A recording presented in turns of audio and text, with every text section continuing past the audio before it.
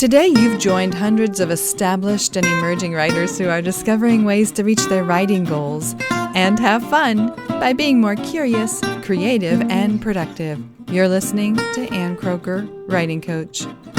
This is episode 157, Ways to Rebrand Yourself as a Writer. Trial Run. You're going for it. You decided you're going to rebrand yourself. How will you go about it? You have options. One is what I'll call trial run. Next time we'll talk about integration. Then slow transition followed by cold turkey. Only the second two represent a true pivot, a total change in direction, where you're moving on and not going back. Let's talk today, trial run. One way to find out if a total change is in order is to give the new content a trial run.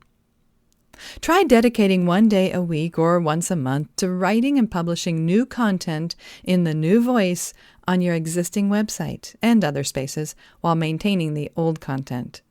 Gauge reader response. How responsive are they, and is it positive or negative? See how you feel, too. Decide if you like creating and sharing it as much as you thought you would. Back when I wrote about family and faith, I felt inspired to write regularly about food. This was in the early days of food blogging. In fact, a lot of the biggest names had not even launched their websites yet. Food photography was far less formal or fancy than it is now, so it seemed like a reasonable idea. I started a Friday feature focused on food and added one of those Linkup tools bloggers use so others could write about food at their own websites and link their articles to mine. The response to my trial run confirmed a strong interest.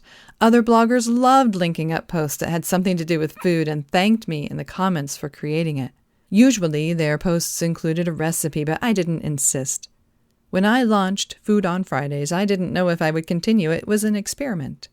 But the number of enthusiastic bloggers joining the Linkup and the cheery comments from readers encouraged me to continue. I kept that up for years, posting about food every Friday, even when I was on vacation. Also, when Pinterest became a thing, some of my recipes were pinned and shared numerous times. That, too, provided useful data, further solidifying my decision to change up my existing brand a bit and add in food. It didn't clash with my content, and it brought in new readers. Depending on what kind of experiment you'll be conducting, people may hesitate leaving a public comment under that article. Those who feel they know you well may send you an email instead. Some may offer a thought on a social media platform when you share a link to your content there. But all of this can help you decide if this is the direction you want to go. You can distance the experiment from your existing content by sharing nuggets in a new style or tone on a social media platform. Write about the new topic or in the new genre and publish it on Facebook. In fact, maybe push it out on your personal profile instead of on your professional page. See how friends respond without committing your primary website to hosting that content right away. It's a low-risk approach that still gives you helpful input as you consider rebranding. I've seen friends post about cultural or political concerns in these spaces before they publish similar content on their blog. They get a chance to express their concerns and see if they want to completely switch. I've seen writers post in a different tone as well to see how friends respond with likes or comments. You can also pitch other publishers in hopes they will feature your new passion in this other space altogether, like a magazine with a narrow niche that aligns with your new brand. They'll already have a built-in audience interested in the kinds of things or the tone you're leaning toward. See if those readers love your contribution. That can give you hope you'll find new readers if you lose your existing base in the switch. If you're a big-name writer, follow J.K. Rowling's lead and write under a pseudonym. It's like starting over with no audience and no name recognition, but you can test interests in the world for this new you, and if it makes sense, you can reveal your identity later. With the trial run, you can experiment with the new brand before abandoning what you've built. You may find you can retain parts or all of your existing brand, continuing that content while folding in some of the new ideas and passion. If during this experimentation you sense a high level of curiosity and interest from readers, you may find that many of your existing fans tag along and give the new you a chance. They might think, maybe I'll like this new brand just as much or more as the old.